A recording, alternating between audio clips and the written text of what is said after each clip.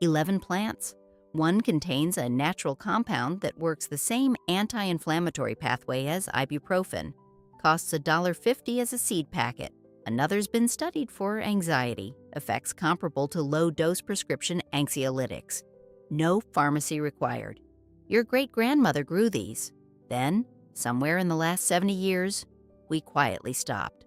Joint pain, winter chest tightness, sleep that stopped working in your 50s and never came back. These 11 plants have documented mechanisms for all of it. Not one of them is at your garden center. 20 years as a nurse taught me that. None of what follows replaces your doctor. Now, let's plant a proper medicine garden. Comfrey. It used to be called knitbone. That name is not an accident. The root and leaves contain a compound called allantoin. And if I had to translate that into kitchen language, I'd say it tells your cells to get on with the repairs they've been putting off. It speeds up the rate at which your body replaces damaged tissue, skin, connective tissue, the stuff around joints that quietly wears down over years. A 2005 randomized controlled trial published in Phytomedicine, that's a peer-reviewed journal, not a herb catalog, found that a topical comfrey root extract reduced ankle sprain pain significantly faster than a standard diclofenac gel. The kind of gel you'd get at the pharmacy. That study is real, and the DOI is on screen if you want to look it up yourself. Now, I need to say something here that gets left out of most conversations about comfrey. The root, taken internally in large amounts, contains alkaloids that can stress the liver over time. That's not contested. So I use it externally, as a poultice, as an oil, and I leave the internal teas to the folks who've done their research and know what they're working with. Used on the skin, the evidence is solid and the risk is minimal. God put some things in this world that require a little bit of respect and a little bit of knowledge before you use them. Comfrey is one of those. Here's how I make comfrey-infused oil. Takes about 4 weeks. The actual work? Maybe 20 minutes. You'll need dried comfrey leaf. Dried, not fresh. Fresh plant matter introduces moisture that spoils the oil. Pour in your carrier oil. I use olive oil, plain and simple. Submerge the plant matter with about an inch of oil above it. Seal it. Set it somewhere cool and dark. Give it 4 weeks. After 4 weeks, strain the plant material through cheesecloth into a dark glass bottle. Apply it directly to sore joints, bruises, strained muscles. Not on broken skin? I say that clearly. Intact skin only. Lemon balm has been grown in monastery gardens since the Middle Ages. The monks weren't using it for decoration. The active component most studied is something called rosmarinic acid. Think of it as a very polite signal blocker. Your body has a system for producing anxiety, a cascade of chemical messengers that build up and keep your nervous system on high alert. Rosmarinic acid has been shown in properly controlled studies to slow that cascade down. Not switch it off. Slow it down. There's a difference, and that difference matters. A 2014 study in the journal Nutrients, peer-reviewed, double-blind, properly run, found that lemon balm extract reduced self-reported anxiety and insomnia in test subjects. The effects were consistent at relatively modest doses, around 300 milligrams of standardized extract, which is roughly the amount in a strong cup of lemon balm tea. I grow it in a pot. I'll be honest about that. It spreads like it has somewhere to be, and if you put it in open ground, you will be managing lemon balm forever. Pot it. Big pot. Problem solved. Fresh lemon balm tea. Pick your leaves in the morning. That's when the volatile oils are highest. A small handful of fresh leaves, roughly a quarter cup loosely packed, goes into the mug. Pour just off boiling water over the leaves. Boiling water drives off the very oils you're trying to extract. Cover the mug with a saucer. Steep for 8 to 10 minutes. Strain and drink it plain, or with a thin ribbon of raw honey. About an hour before bed, 3 to 4 times a week is a reasonable rhythm. It's not a sleeping pill, more a signal that the day is done. Motherwort. Most people have never heard of it. It has one of the longest documented histories in European herbal practice of any plant I grow. And it has 2 things going for it that I find particularly interesting. The first is its effect on heart rate. There's a compound in it called leonurine, named after the plant, that preliminary research suggests has a mild calming effect on cardiac muscle. Not a strong effect, mild. But if you've ever had one of those evenings where your heart is doing something irregular and your anxiety is feeding it, and the two of them are feeding each other, a strong cup of Motherwort tea is something traditional herbalists have reached for in exactly that situation for centuries. The second thing, and this is the part that surprised me when I first looked into it, is that Motherwort contains iridoids and flavonoids that preliminary research suggests may interact with the same GABAergic pathways involved in anxiety regulation, the same general system that pharmaceutical anxiolytics act on. Preliminary observations only, not clinical trials. I want to be clear about that, but the proposed mechanism has a documented biological basis, which is more than you can say for a lot of what gets sold in health food stores. It's bitter. I'll warn you now. Quite bitter. The old herbalists said bitter plants were good for you, and there's actually some truth in that. Bitterness signals compounds that stimulate digestive function. But if you're expecting something pleasant, Motherwort is going to surprise you. Motherwort tincture is the most practical preparation I know. Fresh or recently dried plant, packed into a jar. Cover it with 80 proof vodka. Alcohol extracts what you need far more efficiently than water does with this plant. Seal it, leave it 4 weeks, shaking gently every few days. Strain through cheesecloth into a dark glass dropper bottle. 15 to 20 drops in water, taken during episodes of acute anxiety or irregular heartbeat. One clear caution: strongly contraindicated in pregnancy. If you're on heart medication, talk to your doctor first. I mean it. Aspirin was derived from meadowsweet, not from willow bark alone, from meadowsweet. The compound salicin, which the body converts into salicylic acid, was first isolated in concentrated form from this plant in 1838. Bayer eventually built a pharmaceutical product around a modified version of that molecule. The plant has been doing it without modification for considerably longer. What makes meadowsweet interesting for the garden, rather than just as a historical footnote, is that it contains those natural salicylates alongside compounds that protect the stomach lining. Standard aspirin can irritate the gut. Meadowsweet traditionally has been used for gut problems, ulcers, heartburn, acid reflux. There's something almost considerate about that design. A study published in Phytotherapy Research in 2013 confirmed significant anti-inflammatory activity in meadowsweet extracts, specifically targeting the same biochemical pathway that over-the-counter anti-inflammatories target, not identical to a pharmaceutical, similar in direction. It grows tall, 4 to 5 feet, and it likes moisture. If you have a damp corner of the garden that nothing else seems to want, meadowsweet will thank you for it. The flowers smell like almond and honey. I planted mine near the back fence, and some mornings, walking past it, I think the creator was showing off a little. Meadowsweet tea for digestive support. Use the dried flower heads and upper leaves. That's where the salicylate and tannin concentration sits highest. A heaped teaspoon of dried material per cup. Pour boiling water over. This is one plant where you do use boiling water, since the tannins need that heat. Steep covered for 10 minutes, then strain well. Drink it 20 minutes before a meal for reflux support, or during a meal if joint discomfort is the concern. One note: if you're allergic to aspirin or on blood thinners, talk to your physician first. The salicylate content is real. Elecampane is a plant that grows to the size of a small shrub, blooms these cheerful yellow daisy flowers, and has a root that smells, I want to be honest here, earthy and camphor-like, somewhere between a root cellar and a pine forest floor. It's distinctive. Not everyone loves it, but that root is what matters. Historically, elecampane root was one of the primary European remedies for chest complaints, persistent coughs, bronchitis, the kind of respiratory congestion that settles in for the winter and doesn't seem to want to leave. And there's a compound in the root called allantolactone that researchers have been looking at fairly seriously. It appears to have antimicrobial properties against certain respiratory pathogens, including some strains that have developed antibiotic resistance. The root also contains inulin, a prebiotic fiber, in remarkably high concentrations. That means it's feeding the beneficial bacteria in your gut. At the same time, it's working on your respiratory lining. The body doesn't always come in single-issue packages, and neither do the plants designed to support it. Plant it somewhere it has room. You'll get 4 to 6 feet tall in its second year.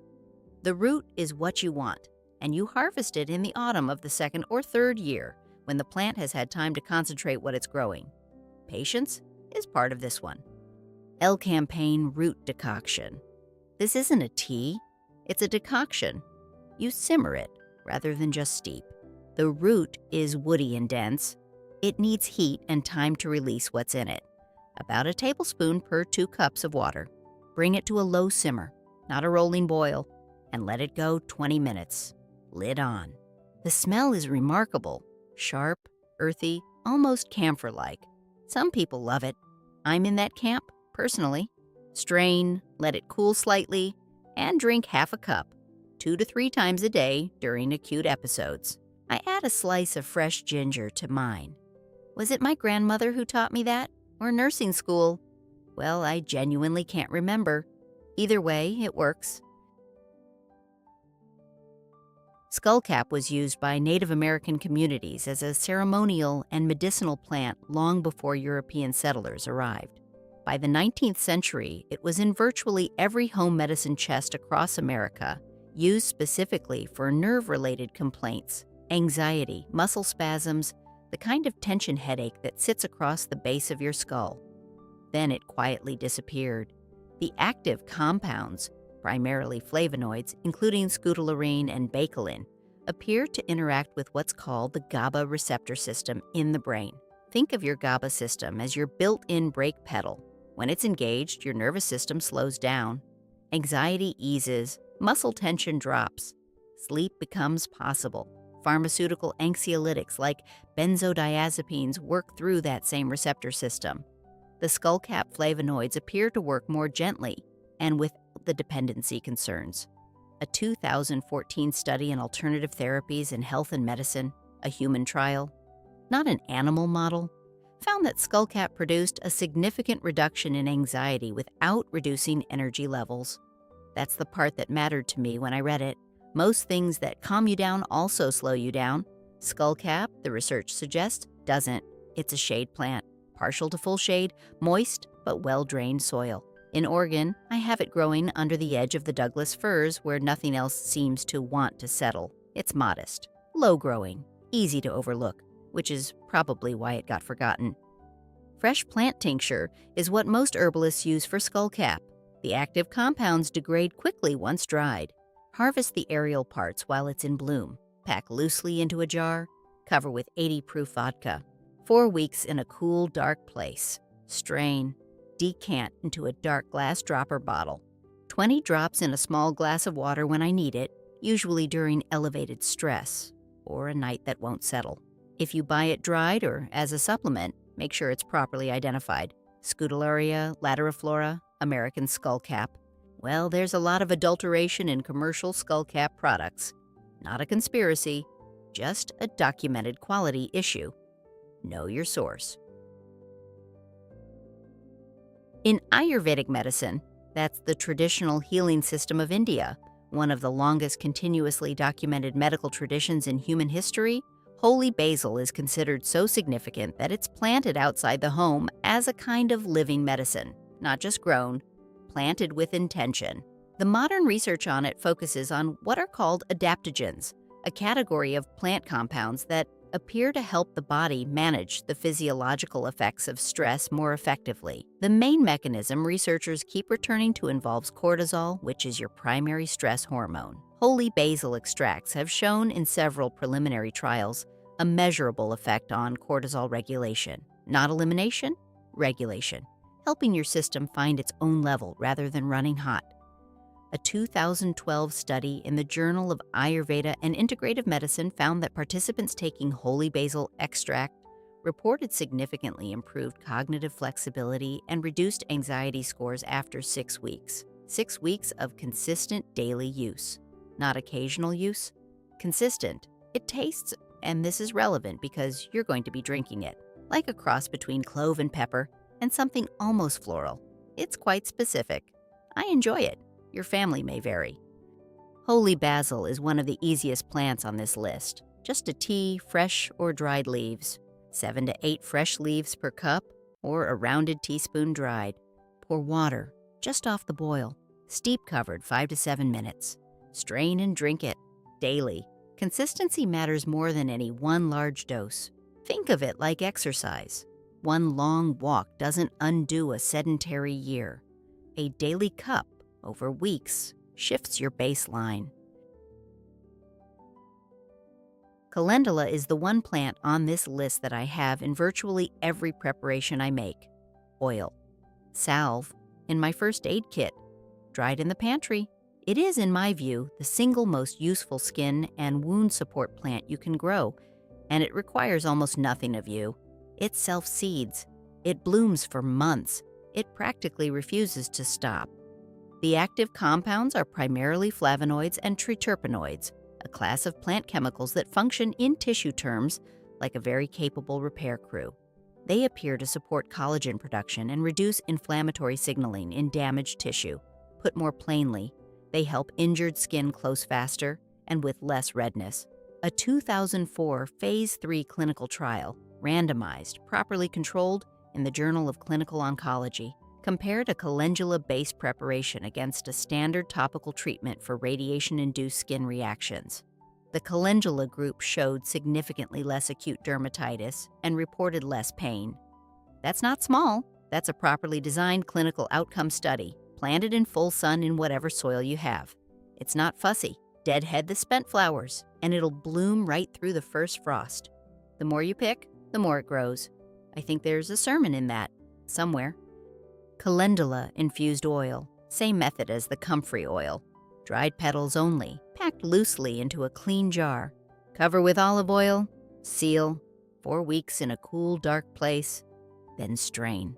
For a simple skin salve, warm the infused oil in your copper-bottom saucepan, very low heat. Add beeswax pellets, about a tablespoon per half cup of oil. Stir until dissolved. Pour into small glass jars and let set at room temperature. That salve works on dry, cracked skin, minor burns, insect bites. I've given jars of it to more neighbors than I can count. Goldenrod gets blamed for hay fever. Every autumn, millions of people see it blooming and assume it's the source of their misery. It's not. Goldenrod pollen is too heavy to be airborne. The culprit is ragweed, which blooms at the same time and looks completely different. Goldenrod has been taking the blame for ragweed's crimes for about a century. What goldenrod actually does, and there's reasonable clinical data here, is support urinary tract health. European research, particularly from Germany, where herbal medicine has maintained a more formal clinical presence than in the United States, has documented its effects on urinary inflammation and as a gentle diuretic. The German Commission E, that's a government body equivalent to a botanical FDA panel, formally approved European goldenrod, Solidago virgaurea, for urinary tract support back in 1986. Our North American species, Solidago canadensis, is closely related and shares the same key active constituents, though the formal approval is specific to its European cousin. A 2014 study in evidence-based complementary and alternative medicine found that goldenrod extract demonstrated anti-inflammatory, antispasmodic, and diuretic effects, all of which are relevant to urinary tract health, and noted the evidence base is sufficient to warrant clinical consideration. Planted at the back of a border. It gets 3 to 4 feet tall, and leave some of it for the bees. In all my years of gardening, I have never seen a plant so enthusiastically mobbed by pollinators at the end of the season. The garden needs goldenrod as much as you do. Goldenrod tea for urinary support. Use the dried aerial parts, harvested when the flowers are just opening. A heaping teaspoon per cup, steeped in just boiled water, covered, 10 to 15 minutes. 2 to 3 cups a day during acute discomfort, with plenty of plain water alongside. The diuretic effect needs water to work with. One thing to say clearly, this is supportive care, not a treatment for active urinary tract infections. If you have UTI symptoms, burning, frequency, pain, see your doctor. Don't manage that with tea. Anise hyssop is not hyssop, and it's not anise. It's a North American prairie plant that smells quite specifically like licorice. The Ojibwe used it as a treatment for fevers and chest complaints. Early European settlers adopted it quickly, and then, like almost everything else on this list, it fell out of common use as commercial medicine took over. The research that's caught my attention focuses on its antimicrobial properties, specifically rosmarinic acid and methylchavicol in the leaves. Ethnopharmacological records from Native American practice, supported by preliminary laboratory assays, document inhibitory activity against several respiratory and foodborne pathogens. Not a dramatic effect in isolation, but consistent enough that researchers have continued to look at it seriously. What I use it for most, practically, is as a daily tea during the winter months. It tastes genuinely pleasant, that soft licorice note, and it adds to the general antimicrobial and respiratory supporting herbal rotation I maintain between November and March. Some seasons are harder than others. Last February, I had nothing worse than a mild head cold for about 4 days. I'm not attributing that entirely to anise hyssop, but I'm not ruling it out either. Full sun or light shade, average to dry soil. This is a drought-tolerant prairie plant, and it actively dislikes wet feet. Once established, it barely needs you. The bees treat it like a destination, which is its own reward. Fresh or dried anise hyssop tea. Fresh is genuinely lovely. A small handful of leaves and flower tips per cup, just off boiling water. Steep covered 6 to 8 minutes. It doesn't need honey, but a little raw honey doesn't hurt if your throat's complaining. I also dry it in bundles, hung upside down in my pantry through August and September. Good airflow, about 2 weeks to dry.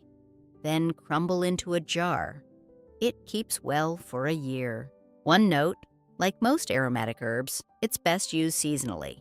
A few cups a week through the cold months is sensible.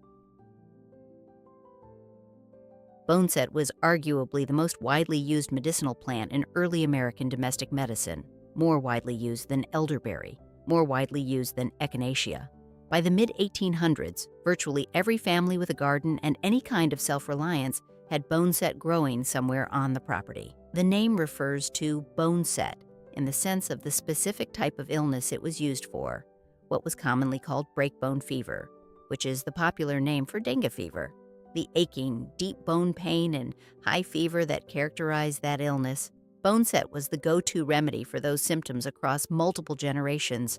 It likes damp ground and partial shade. It's a tall plant, 4 to 5 feet, with these unusual leaves that the stem appears to grow directly through. You can't mistake it once you know it.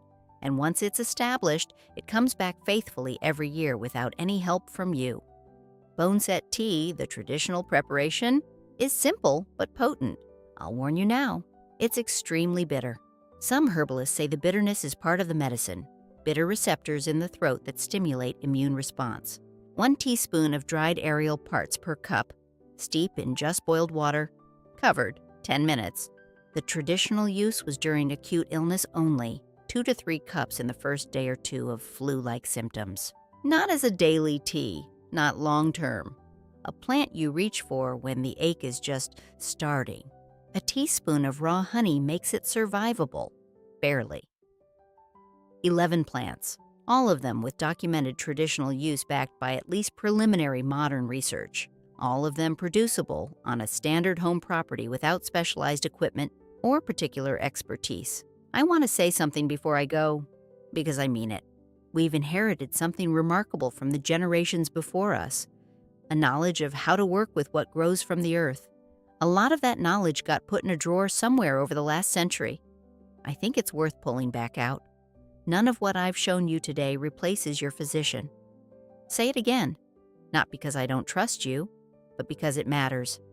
These plants are companions to good medical care, not substitutes for it. I want to leave you with a question, and I'd genuinely like you to answer it in the comments. Of the 11 plants on this list, which category of preparation, infused oils, water-based decoctions, alcohol tinctures, or fresh plant teas, have you had the most reliable results with?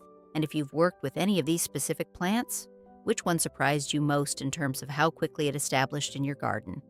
That's the kind of practical information that helps everyone watching. I read the comments. I always have. Subscribe if you haven't. There's plenty more where this came from. new additions to the garden, new preparations, and more of these plant histories that I think deserve more attention than they get. God bless you, and may your garden this season give back more than you put into it.